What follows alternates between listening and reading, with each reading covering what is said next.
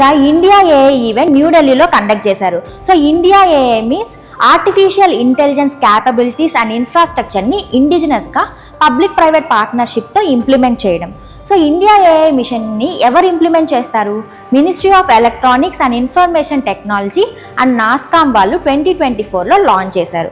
So ఈ mission యొక్క duration 5 years, that is 2024 to 29. So దీని యొక్క మెయిన్ ఆబ్జెక్టివ్ చూసుకుంటే సెల్ఫ్ రిలయంట్ ఏఐ ఎకోసిస్టమ్ని క్రియేట్ చేయడం. సో ఏఐ యొక్క కీ ఫీచర్స్ చూసుకుంటే ఇండియా ఏఐది మ్యాసివ్ కంప్యూట్ బూస్ట్. సో ఇనిషియల్గా ఇండియా ఏఐ మిషన్ స్టార్ట్ అయినప్పుడు 10,000 GPUs ఉండేవి. బట్ ప్రెజెంట్ ఇప్పుడు 34,000+ GPUs ఉన్నాయన్నమాట. సో లార్జ్ లాంగ్వేజ్ మోడల్స్కి ట్రైనింగ్ ఇవ్వడానికి ఈ GPUs అనేవి యూజ్ అవుతాయి. Foundational model development, multilingual large language మోడల్స్ని అండ్ వాయిస్ ఏఐని డెవలప్ చేయొచ్చు అనమాట.